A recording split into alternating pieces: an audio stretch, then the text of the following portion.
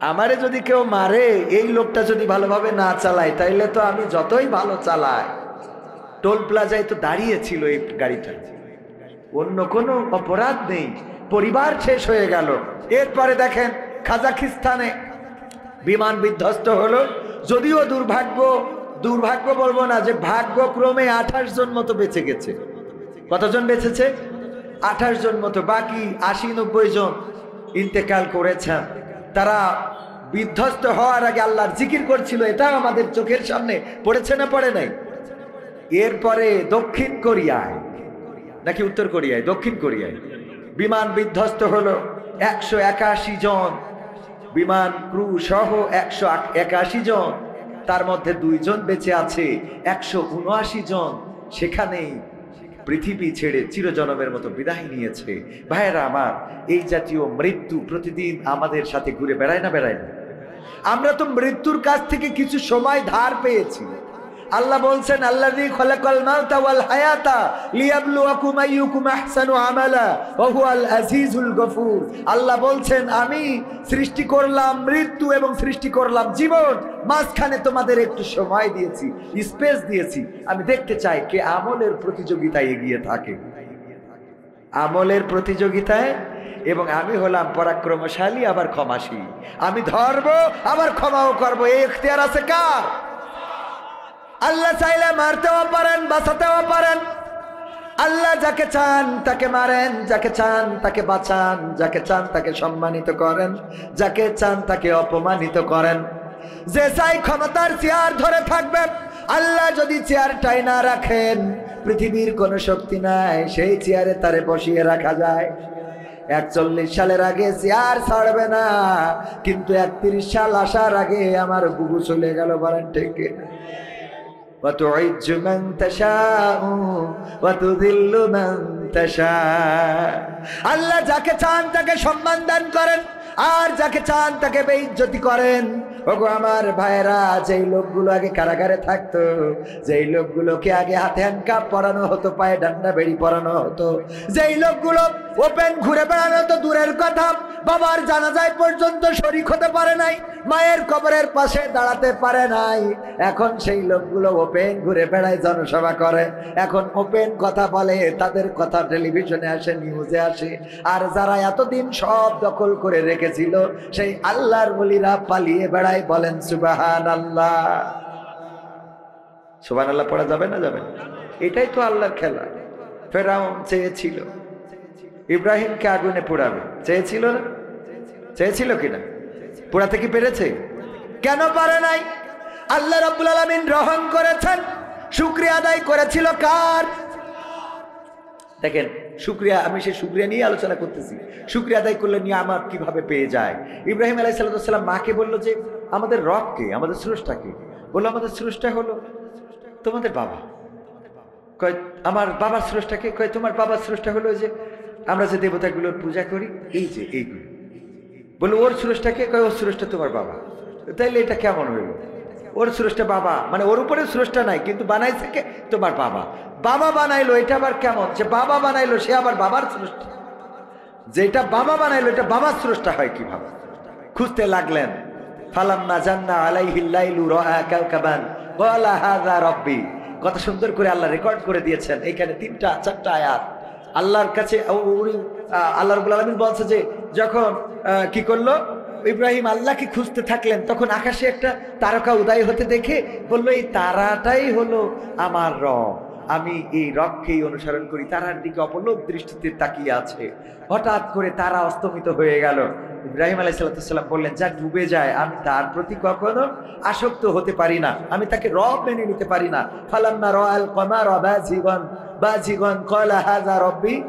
হ্যাঁ, এভাবে পরের আয়াতে আল্লাহ রাব্বুল আলামিন আবার বলছেন, যখন দেখলেন যে সূর্য উদিত হয়েছে, তখন বললেন, এটাই আমার রব, এটাই আমার স্রষ্টা। আবার চন্দ্র, যখন চন্দ্র উদিত হয়েছে, এটাই আমার রব। যখন চন্দ্র আবার ম্লান হয়ে গেল, সকালে সূর্য উদিত হইলে চন্দ্রের আলো আস্তে করে হারিয়ে গেল, তখন বললো, না, এটা রব হইতে পারে না। সূর্য দেখে বললো, বলা কি বললো? ফালাম্মা রাআ শামসা বাজিগাতান ক্বালা হাযা রাব্বি হাযা আকবার।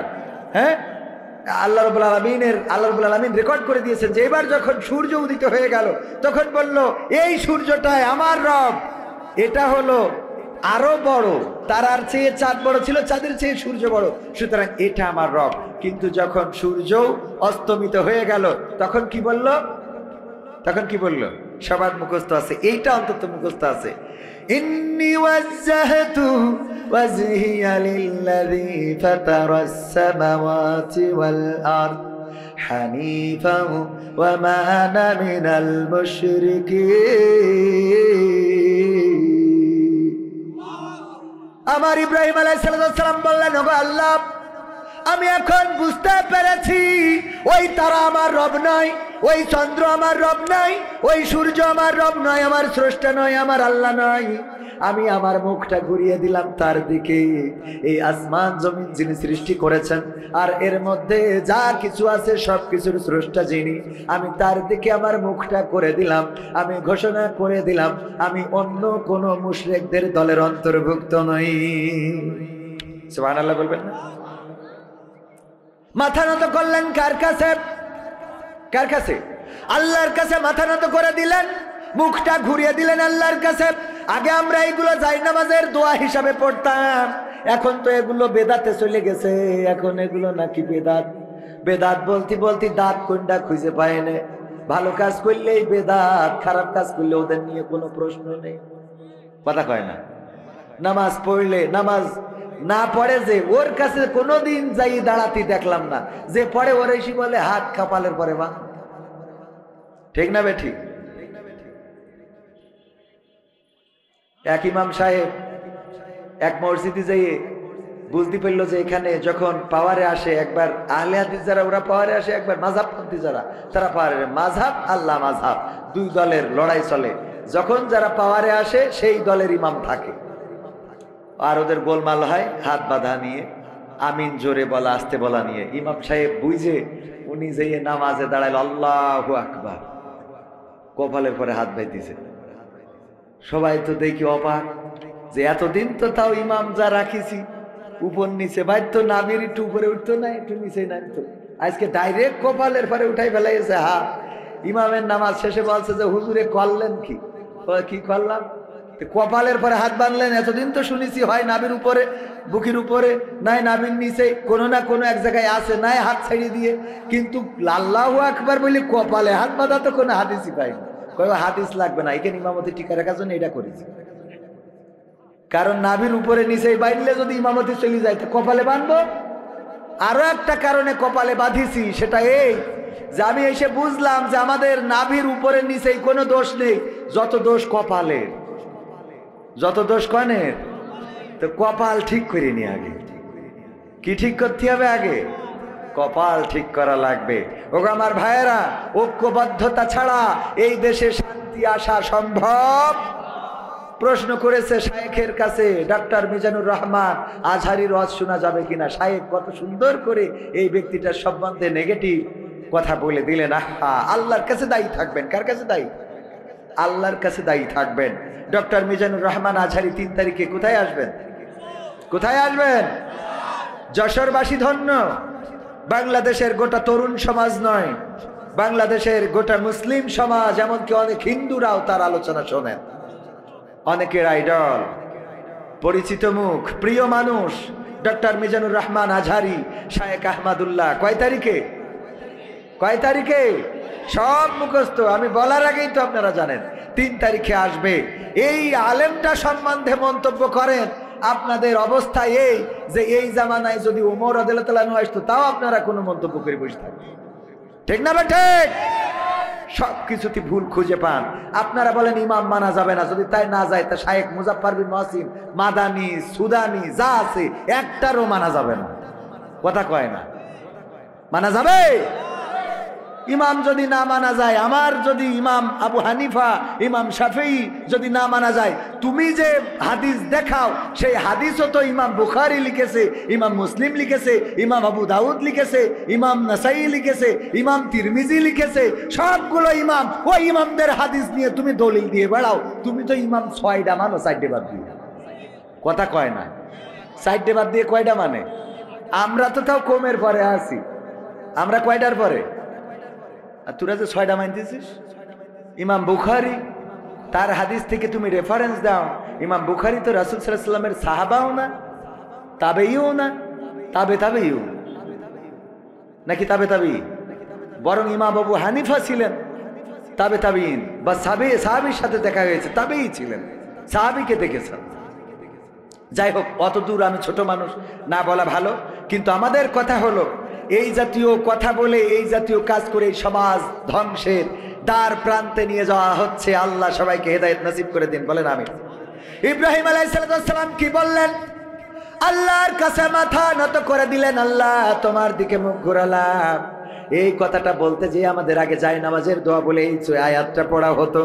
এখন পড়েন আর না পড়েন, এইটার অর্থ জানলে যদি বলেন যে ইন্নী ওয়াজজাহতু ওয়াজহিয়া লিল্লাযী ফাতারাস সামাওয়াতি ওয়াল আরদ হানিফা ওয়া মা আনা মিনাল মুশরিকিন, এই কথাটা যদি বলেন তাইলে অন্তত মুশরিক মার্কা দল থেকে নিজেকে ছাড়াই নেওয়া হয় না। ইব্রাহিম আলাইহিস সালাম নিজেকে ছাড়াই নিলেন এবং আল্লাহর কাছে অবনমিত করে দিলেন। আর বিনিময়ে যখন ফেরাউনের বাহিনী, যখন নমরুদের বাহিনী আগুনে ফেলতে চেয়েছিল, আগুনে ফেলার সব পরিকল্পনা বাস্তবায়ন করলো এবং আগুনেও ফেললো। ফেলার পরে ইব্রাহিম আলাইহিস সালাম পুড়ে ভস্ম হয়ে গিয়েছিল। বলেন ঠিক কিনা? ও না, তাহলে ঠিক আছে। আমি একটু মাঝে মাঝে ট্রাই করি যে আমার শ্রোতারা কতটুকু অ্যাক্টিভ, একটু অ্যাক্টিভ হওয়ার দরকার আছে না নাই? ও গো আমার ভাইরা, ইব্রাহিম আলাইহিস সালাম নমরুদকে এই কথা বলে নাই, ও গো নমরুদ আমি এবার থেকে তোমার দল করব, তোমার মতে চলবো, তোমার পথে চলবো। এতদিন আমি দাড়ি পাল্লা ধানের শেষ করে ভুল করেছি, কথার কথা বোঝেননি? এখন থেকে তোমার দল ছাড়বো না, এই কথা বলে নাই। বরং ফেরেশতারা আসলো যে ওগো ইব্রাহিম সাহায্য করবো নাকি? ইব্রাহিম আলাইহিস সালাম বললেন তোমরা এসেছো কি আল্লাহ পাঠিয়েছে নাকি? কয় না, আল্লাহর থেকে অনুমতি প্রার্থনা করে তারপরে এসেছি। ইব্রাহিম আলাইহিস সালাম বললেন চলে যাও, সেই রবের কাছে চলে যাও যেই রবের কাছ থেকে তোমরা অনুমতি নিয়ে এসেছো। আমার অবস্থা তোমাদের থেকে সেই রব আরো ভালো জানেন কে? আল্লাহর শুকরিয়া আদায় করার কারণে, আল্লাহর কাছে নিজেকে নিবেদিত করার কারণে, আল্লাহর প্রতি অনুগত হওয়ার কারণে, ওই বিপদের মধ্যেও আল্লাহকে ভুলে না যাওয়ার কারণে আল্লাহ বললেন ইয়া নারু কুনি বারদাও ওয়া সালামান আলা ইব্রাহিম। ও আগুন, তুমি আমার ইব্রাহিমের জন্য ঠান্ডা আরামদায়ক হয়ে যাও। ঠান্ডা আরামদায়ক হয়ে গেল, ফুলের বাগান হয়ে গেল। ফেরাউন নমরুদ বলল আই রে আগুন, আমি তোরে এত করে জ্বালাইলাম, এত করে পুড়াইলাম, 16টা বছর খাওয়াইলাম, আমার আর্মি, আমার বিডিআর, বিজিবি, আমার পুলিশ, আমার র্যাব, আজকে কেন তোমরা ফায়ার করতে পারো না? বন্দুকি কি গুলি নেই? কথা কয় না, বলেছে না বলে নাই? একদম মিল খুঁজে নেবেন যে ওরে আগুন কেন মারতে পারো না? এত করে তেল ঢাললাম, সবিন তেল না কিরাসিন, পেট্রোল, গাছ, কাঠ, আমার সৈন্যবাহিনী সব লাগাই দিলাম, আমার শত্রুরে পোড়াতে হবে। আর আজকে তোমাদের কি হলো? গুলি কেন বের হয় না? মানে আগুনে কেন পুড়ায় না? আপনারা আবার অন্য জায়গায় নিয়ে যান। কথা কি বোঝা গেছে? ও আমার ভাইরা, আগুন কেন পুড়ায় না? আগুনের জবান আল্লাহ খুলে দিলেন। আগুন বলল ওরে নমরুদ আসো। ইব্রাহিম, নমরুদ বলল আগুন তোমার কি কোনো ক্ষমতা নাই, পাওয়ার নাই? আগুন বলল নমরুদ তুমি এসে দেখো আমার পাওয়ার আছে কি নাই। কথা কয় না? পাওয়ার আছে কি নাই এসে দেখো। এই দেশে এমন ঘটনা ঘটে গেল ভাইয়েরা আমার, এই দেশের চেয়ারটা ধরে রাখতে চেয়েছিল, ক্ষমতা ছাড়বে না, ক্ষমতার চেয়ার ছাড়বে না, কিন্তু আল্লাহ রাব্বুল আলামিন ছোট ছোট বাচ্চা শিশুদেরকে রাস্তায় নামিয়ে দিলেন। আর ছোট ছোট বাচ্চা শিশুরা তারা বুক পেতে দিয়ে বলল আমি আবু সাইদ হতে চাই, আমি মুগ্ধ হতে চাই। আর তাদের বুকের উপরে গুলি আর চালানোর মতো বন্দুক কে কাজ করেছে? আর কাজ করে নাই। যতটুকু করেছে ওই জায়গায় স্টপ হয়ে গেল। তারপরে নিজেদের দেশ ছেড়ে চলে যাওয়া লাগলো। আমার ভাইয়েরা, এই জন্য নিবেদিত প্রাণ হতে হবে আল্লাহর কাছে। যদি আল্লাহর কাছে নিবেদিত প্রাণ হতে পারেন, বিপদে পড়লে, মুসিবতে পড়লেও প্রশান্তি আছে না নাই? প্রশান্তি আছে না নাই? আল্লামা সাঈদী কত বছর ছিলেন কারাগারে? 13 বছর। কত বছর? টেকনাফ থেকে তেতুলিয়া, রূপসা থেকে পাথুরিয়া, একটি নামে সবাই যাকে চেনে। এক দুইজন নয়, ১.৫ শতাধিক মানুষ জীবন দিল শুধু জারি প্রেমে। সেই মানুষের মুক্তি চেয়ে যেতাম আমি গান গে, সেই মানুষের মুক্তি চেয়ে যেতাম আমি গান গে। সেই মানুষটি নাই দুনিয়ায় নাই, আজ আর মুক্তি চাওয়ার নাই প্রয়োজন নাই রে, আজ আর আমার গানের নাই প্রয়োজন নাই, আজ আর মুক্তি চাওয়ার নাই প্রয়োজন নাই গো, আজ আর আমার গানের নাই প্রয়োজন নাই। আল কোরআনের মধুর বাণী বলতো সুরে সুরে, নবীর বাণী পৌঁছে দিত বিশ্বটাতে ঘুরে। আল কোরআনের মধুর বাণী বলতো সুরে সুরে, নবীর বাণী পৌঁছে দিত বিশ্বটাতে ঘুরে। তার মুখের বয়ান শুনে হতো মুসলমান, বুকের সাথে বুক মিলিয়ে ধন্য কত প্রাণ। সেই মানুষের মুক্তি চেয়ে যেতাম আমি গান গে, সেই মানুষের মুক্তি চেয়ে যেতাম আমি গান গে। সেই মানুষটি নাই দুনিয়ায় নাই, আজ আর মুক্তি চাওয়ার নাই প্রয়োজন নাই গো, আজ আর আমার গানের নাই প্রয়োজন নাই, আজ আর মুক্তি চাওয়ার নাই প্রয়োজন নাই রে, আজ আর আমার গানের নাই প্রয়োজন নাই। লাখো লোকের সমাগম হতো তার সে মাহফিলে, এসব দেখে আবু জাহেলের কলিজা যেত জ্বলে। ঠিক না বেঠে? লাখো লোকের সমাগম হতো তার সে মাহফিলে। আজকে মিজানুর রহমান আজহারি ভাইয়ের মাহফিলে যে পরিমাণ লোক হচ্ছে, আল্লাহর ওলিরা থাকলে মাথা নষ্ট, মানে কাপড় নষ্ট করে ফেলত। ঠিক না বেঠি? ঠিক না বেঠে? লোক কত পরিমাণ হইতো না, তাই দেশে থাকতে দেয় না। তাহলে এখন যে অবস্থা, এই লোক দেখার পরে মাথায় কাজ করতো, কথা কয় না। লাখো লোকের সমাগম হতো তার সে মাহফিলে, এসব দেখে আবু জাহেলের কলিজা যেত জ্বলে। সুরে সুরে তার কেটে যেত যে আধার অমানিসাব, পথহারারা খুঁজে পেত সঠিক পথের দিশা। সেই মানুষের মুক্তি চেয়ে যেতাম আমি গান গে, সেই মানুষের মুক্তি চেয়ে যেতাম আমি গান গে। সেই মানুষটি নাই দুনিয়ায় নাই, আজ আর মুক্তি চাওয়ার নাই প্রয়োজন নাই রে, আজ আর আমার গানের নাই প্রয়োজন নাই, আজ আর মুক্তি চাওয়ার নাই প্রয়োজন নাই গো, আজ আর আমার গানের নাই প্রয়োজন নাই। এই মানুষটা কত বছর কারাগারে ছিল? 13টা বছর কারাগারে রইলেন। তারপরে জীবনের শেষ দিনটা যেদিন বের করে হাসপাতালে নিয়ে যাচ্ছিলেন, বলেন দেখি 13 বছর কারাগারে থাকার কারণে চেহারায় কোনো মলিনতা ছিল নাকি? চেহারার মধ্যে কোনো দুশ্চিন্তা ছিল নাকি? কোনো রোগগ্রস্ত এমন বোঝা গেছে নাকি? বরং সুস্থ মানুষটাকে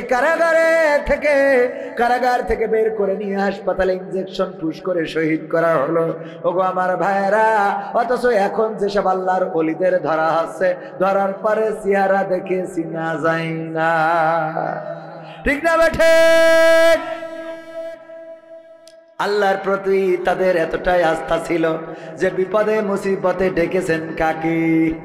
ডেকেছেন আল্লাহকে। আল্লাহ সব জায়গায় আছে না নাই? যদি কেউ ঘরের মধ্যে থেকে আল্লাহকে ডাকেন, আল্লাহ আছে না নাই? যদি কেউ মাঠের মধ্যে থেকে ডাকেন, তাও আল্লাহ ডাকের সাড়া দেন। যদি কেউ অন্ধকার থেকে ডাকেন, আল্লাহ সাড়া দেন। যদি কেউ দিনের আলোতে ডাকেন, তাও আল্লাহ সাড়া দেন। যদি কেউ একাকিত্বে ডাকেন, তাও আল্লাহ সাড়া দেন। যদি কেউ সব মানুষের মধ্য থেকে ডাকেন, তাও আল্লাহ সাড়া দেয় না? দেয় না?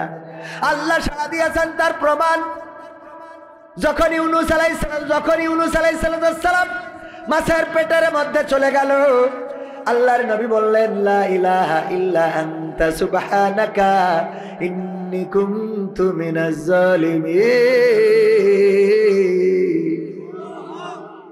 ডেকেছেন কাকে? বলেছেন কার সাথে? আল্লাহ রাব্বুল আলামিন ডাকে সাড়া দিয়েছেন না দেয় নাই? আল্লাহ রাব্বুল আলামিন সাড়া দিলেন।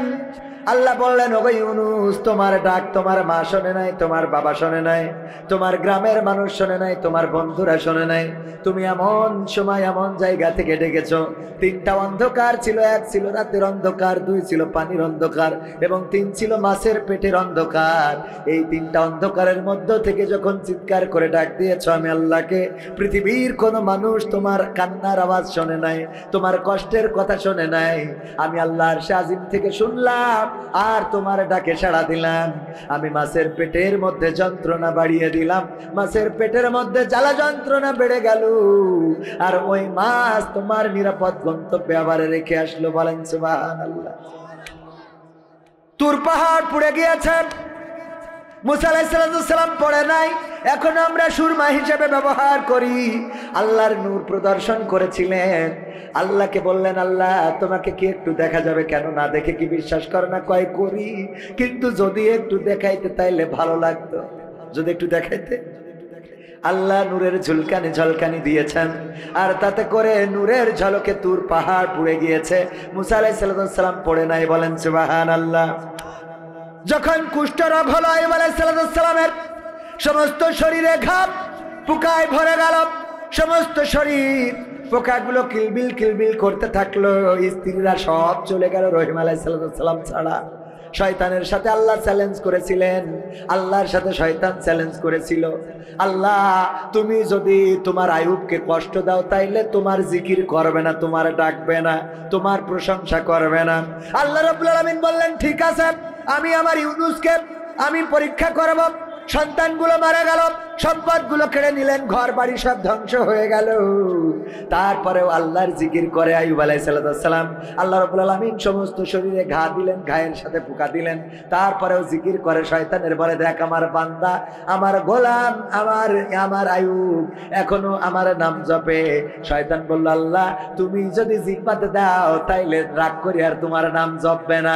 যখন জিহ্বার পরে ঘা হয়ে গেল, পোকাগুলো কিলবিল করতে থাকলো, আইয়ুব আলাইহিস সালাম বললেন, আল্লাহ এতদিন তোমার কাছে অভিযোগ করি নাই, এতদিন তোমারে বলি নাই, এতদিন তোমার কাছে কোনো কমপ্লেইন করি নাই, কিন্তু আজকে তো আল্লাহ কমপ্লেইন না করে পারলাম না। ওগো আমার রব, তুমি আমার সন্তানগুলো কেড়ে নিয়েছো, আমার সম্পদ কেড়ে নিয়েছো, আমার বিবিদেরকে কেড়ে নিয়েছো, আমার ঘর বাড়ি ধ্বংস করে দিয়েছো। আমার এতে কোনো দুঃখ নাই, আমার সমস্ত শরীরে ঘা, সমস্ত শরীরে পোকা, তাও কোনো দুঃখ নাই। কিন্তু আল্লাহ আজকে এমন একটা জায়গায় তুমি আমার পোকা দিলে, এমন একটা জায়গায় তুমি আমার পোকা দিয়েছো, যেই পোকা যদি আমার জিহ্বাটা খেয়ে ফেলে তাইলে আমি কেমন করে তোমার নামের জিকির করব? আল্লাহু আকবার। আমি কেমন করে তোমার নামের জিকির করব? ওগো আল্লাহ, তোমার জিকির করার তৌফিক দাও, সব ধ্বংস করে দাও, কিন্তু যেন তোমার জিহ্বা, তোমার দেওয়া জিহ্বা দিয়ে একটু আল্লাহ আল্লাহ বলে ডাকতে পারি, যেন সুবহানাল্লাহ বলতে পারি, যেন আলহামদুলিল্লাহ বলতে পারি। আল্লাহ রাব্বুল আলামিন শয়তানকে বললেন, ওগো শয়তান, আমার আইয়ুবকে সব পরীক্ষা করা হয়ে গেল, তার জিহ্বায় পোকা দিলাম, সে আমার ডাকার জন্য জিহ্বাটাও ধ্বংস করে দিতে নিষেধ করে দিয়েছে। সুতরাং শয়তান তুমি হেরে গেছো। আমার বান্দা আমার জিকির করবে, আমার শুকরিয়া আদায় করবে, আমার প্রতি কৃতজ্ঞ থাকবে, এই হলো আমার বান্দা। বলেন সুবহানাল্লাহ। আল্লাহকে ডাকবেন, আল্লাহ সাড়া দিবেন। এমন ভাবে অসংখ্য ঘটনা আছে। আল্লাহকে চেয়েছে যারা, আল্লাহকে পেয়েছে তারা।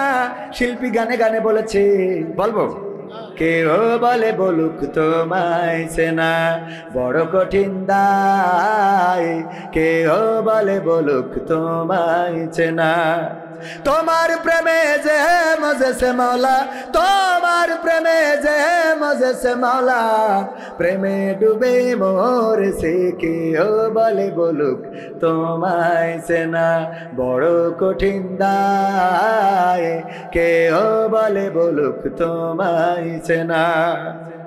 ইব্রাহিমকে হাত পা বেঁধে নমরুদ মনের জ্বালা মিটাতে সিটকে দিল আনালো কূপে।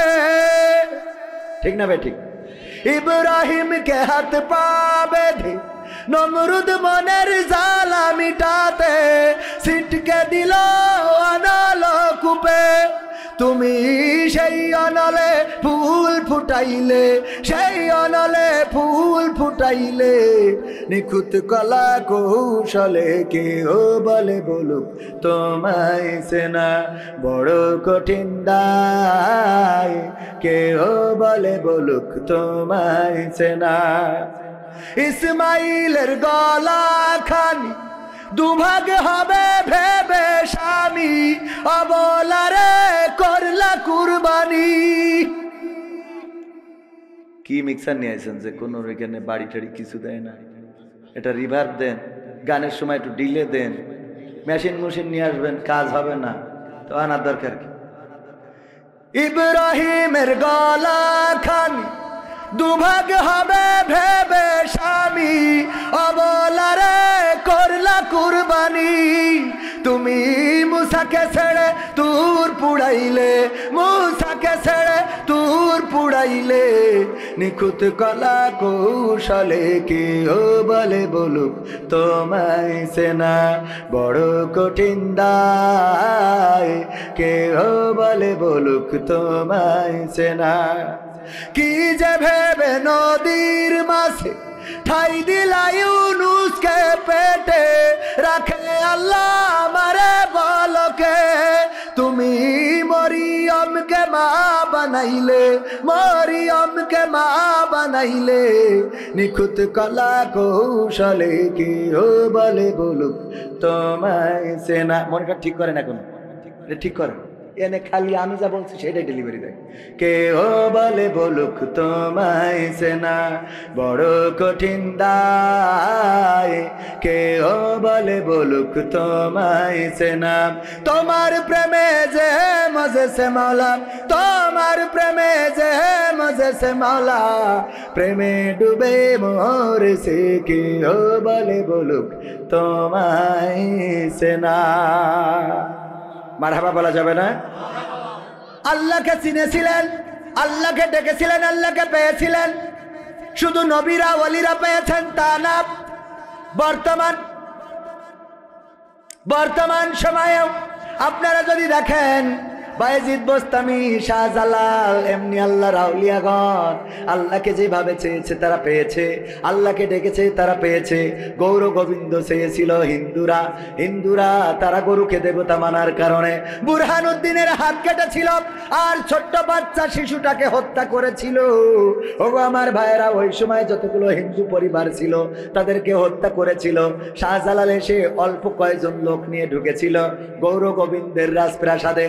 আর গৌর গোবিন্দ পিছনের দরজা দিয়ে, হেলিকপ্টার তো ছিল না তখনকার সময়ে, যে বাহন ছিল তাতে করে পালাই গেছে। আর বাংলার জমিনে দেখা যায় তেমনি ভাবে মিলাই নেন, এখনকার সময়ও ঘটে না কথা কয় না। ক্ষমতায় কেউ স্থায়ী হয় না, হোক না সে হাসিনা কিবারে না, সে আরটা চিরকাল থাকে না। ঠিক না বেঠে? ক্ষমতায় কেউ স্থায়ী হয় না। মুজিবুর বেশি দিন থাকেনি, জিয়াউর কেউ তো রাখেনি। মুজিবুর বেশি দিন থাকেনি, জিয়াউর কেউ তো রাখেনি।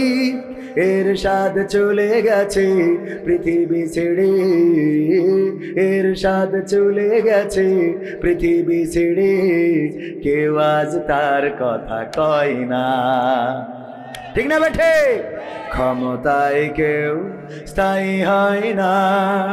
হাসিনা ক্ষমতা ধরে রাখতে আয়না ঘর বানিয়েছিল, জনগণের রোশনালে দাদার দেশে পালিয়ে গেল। হাসিনা ক্ষমতা ধরে রাখতে আয়না ঘর বানিয়েছিল, জনগণের রোশনালে দাদার দেশে পালিয়ে গেল। ডিবি হারুনের পাশে আর, ডিবি হারুনের পাশে আর পরিমণিদের দেখা যায় না। ঠিক না বেঠে? এখন কি তাদের দেখা যায় না? দেখা যায় না। তারাও আসে না, আবার এরাও যাওয়ার সুযোগ নাই। যতদিন সুযোগ ছিল ততদিন যেভাবে পেরেছে, যেভাবে চেয়েছে, একে অপরের সাথে দেখা করেছে, দেখা হয়েছে। ওগো আমার ভাইয়েরা, এই বাংলার জমিনে জুলুম করে, নির্যাতন করে বাংলার জমিন শুধু নয়, আল্লাহর জমিনে পার পাওয়া যাবে না। কারণ আল্লাহ রাব্বুল আলামিন যখন কেউ জুলুমের সীমা অতিক্রম করে তখন তার রহমত বর্ষণ করে দেন। বলেন সুবহানাল্লাহ। আবাবিল পাঠিয়েছিলেন কার ধ্বংস করার জন্য? কার? আব্রাহার। কারণ কি? মক্কা ধ্বংস করতে এসেছিল। ওই সময় মক্কাবাসী আব্রাহার সৈন্যের সামনে দাঁড়াবে এই ক্ষমতা ছিল না। এই জন্য আব্দুল মুত্তালিব কাবার দরজায় হাত রেখে বলেছিল, ওগো কাবার মালিক, তোমার কাবা তুমি রক্ষা করো। আমার সেই ক্ষমতা নাই যে ক্ষমতা দিয়ে বাদশা আব্রাহার পাশে দাঁড়াবো, তার প্রতিবাদ করব। আল্লাহ রাব্বুল আলামিন রক্ষা করেছে না করে নাই? কি পাঠিয়েছিলেন? আবাবিল। বর্তমান সময়ে মনে করেন না যে শেখ হাসিনার কথা বলছি। আপনার গ্রামেও কোনো জুলুমবাজ থাকলে দেখবেন যে তার মৃত্যু হবে এমন, তার পরিস্থিতি হবে এমন যে একসময় মানুষ কুত্তাকে মূল্যায়ন করবে কিন্তু তাকে না।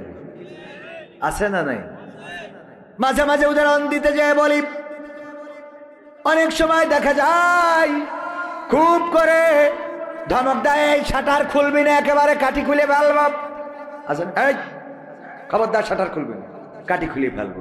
আমার মাইকালা ভাইরা বোঝে না, ওইদিকে মাইকি কমিকো ডিলে মিলে মারে, এই জায়গায় মনিটর, আমি যেটা পাই সেইটাই কিছু না। অথচ এইটা ঠিক করার দরকার ছিল ওনাদের আগে, কারণ বক্তা না পাইলে শ্রোতা শুনবে না। এগুলো বোঝা দরকার। ভাইয়েরা আমার, ওইদিকে বাড়ি মেরি লাভ নেই, এনে বাড়ি দেন দুটো, ভাল লাগবে। ও আমার ভাইয়েরা, অনেকেই বলেন এই শাটার খুলবি না, একেবারে তোর শাটার খুলি ফেলবো। হঠাৎ যদি আল্লাহ এক পাশ আউট করে দেয়, নেটওয়ার্কের বাইরে, এরকম হয় না? এটারে কি বলে? প্যারালাইজড। কি বলে? পরের দিন দোকানদার যেয়ে যদি বলে যে ভাই আপনি তো শাটার খুলতে মানা করেছেন, তা আসি যে আপনার কাছে শাটার কি খুলবো নাকি আপনি আমার শাটার খুলবেন? ওর তো এক পাশ কি হয়ে গেছে। আমার কাকু এ হাঁকা না খাঙা,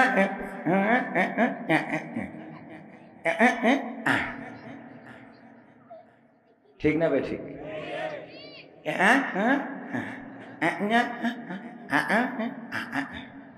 মানে আমি হাতে খাতু পাচ্ছি না, পাশ পড়িয়ে শেষ। কথা কি বোঝা গেছে? তাই না সভাপতি সাহেব? একদম ঠেস করে এক সাইড দিলি শেষ। তো এত ক্ষমতার বড়াই দেখায় লাভ আছে?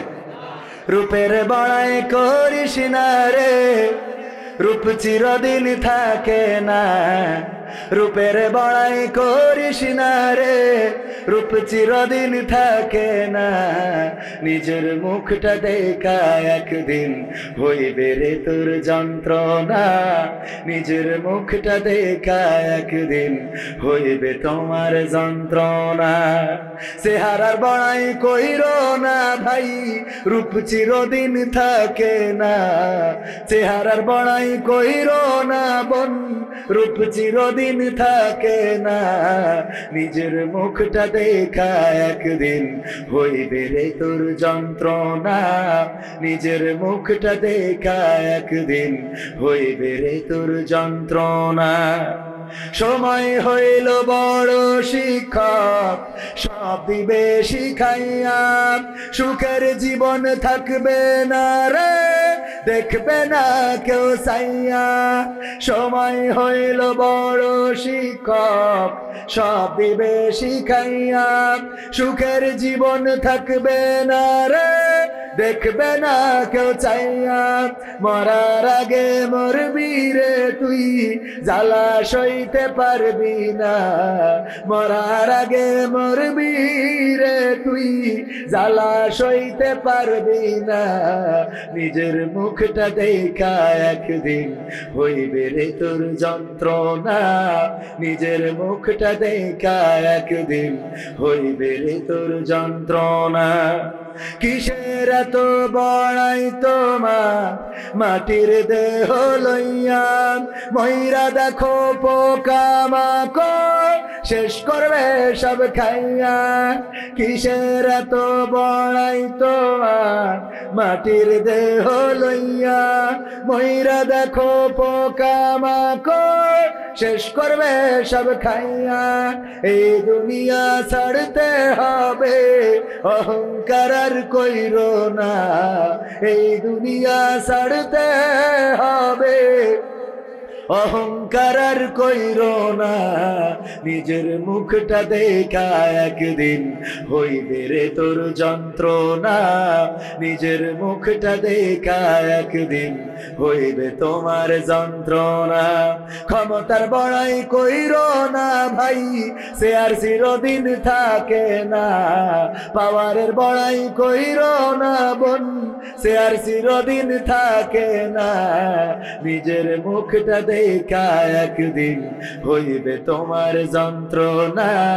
নিজের মুখটা দেখা একদিন হইবে রে তোর যন্ত্রণা।